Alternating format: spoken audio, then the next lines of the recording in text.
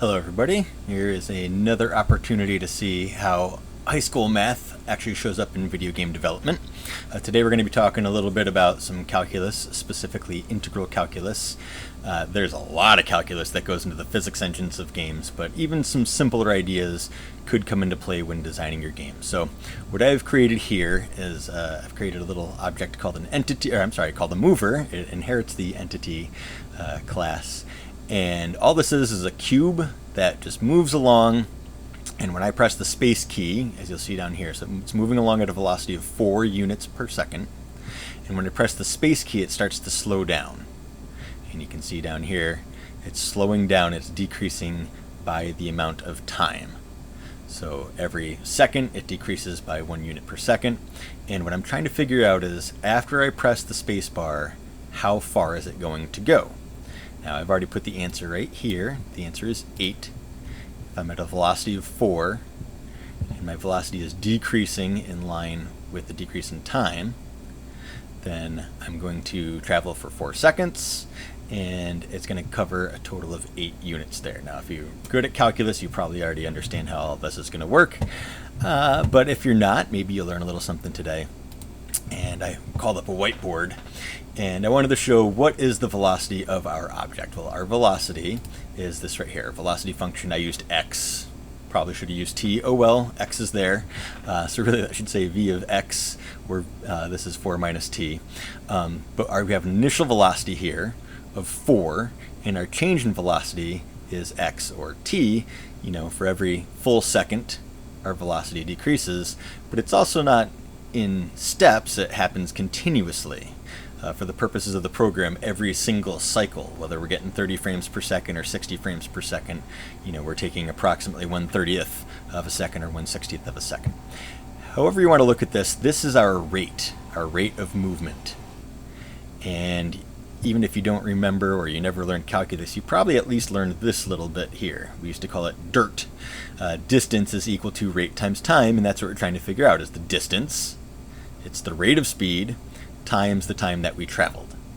And I'm going to show what I think makes this concept pretty easy in a graph here in just a second. But first, this is the actual calculus from 0 to 4, because we are starting at 0 seconds.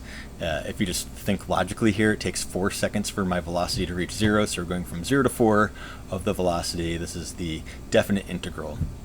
And I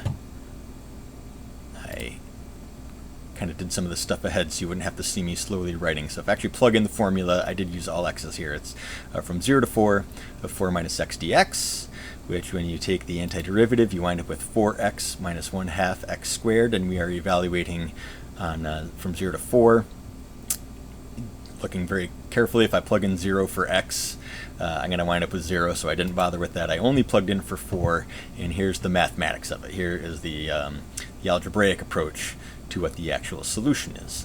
But I actually want to show this whole distance is equal to rate times time, and why that might actually matter, and eventually we are going to change my program and change this graph. So this graph is 4 minus x. You can see the slope of -1. We have our y-intercept of 4, and what we have here is a triangle. Whether or not you've taken calculus, a lot of times a phrase associated with integral calculus is area under the curve. Now this isn't really a curve so much as a straight line, but a straight line is still technically a curve. And the area underneath this curve is a triangle. And I have a triangle with a height of 4 and a base of 4.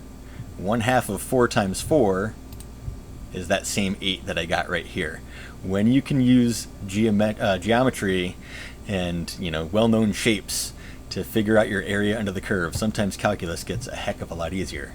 So the math tells us it's 8, the graph tells us it's 8, and let's see how the program works. So if I run this, we're going to see this square moving across the screen, and when I press the space bar, a circle is going to show up 8 units away, and we're going to slow down and land right on top of that circle. So that was me using calculus to figure out how long will it take for my object to slow down and reach that spot. Now, do you have to work that into your actual programming? Of course not. But sometimes it's nice when trying to figure out how to design a video game to make it the most fun. You want to be able to figure out how far away should maybe a wall be from when a player might reasonably react to it so that they can stop before they actually run into the wall. So let's change things up a little bit, and let's make our starting velocity 8, and let's actually slow it down a little bit faster. Instead of just minus times, we're going to change this to minus 2 times the time. So our velocity is decreasing at twice the decrease in time. So this winds up being 8 minus 2x. So if I look at my formula, instead of 4 minus x, we get 8 minus 2x. And if I try and graph this, I wrote it in reverse, that's okay. Negative 2x plus 8. I can zoom out a little bit, and now I have this triangle. I actually still have a base of 4. It'll still take me 4 seconds to stop, but now my height is 8. So the area of the triangle, 1/2 of 4 times 8. 4 times 8 is 32. Half of 32 is 16. So what I need to do then is I need to change this to 16. I'm moving my target 16 units away. Might help if I actually did the programming right. There we go. I've never done this before, but I am confident that it'll work. So let's see.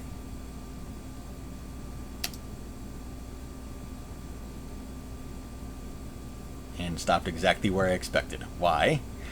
Because of calculus. So I hope you enjoyed that. Please don't forget to like and subscribe, and we will catch you on the next one.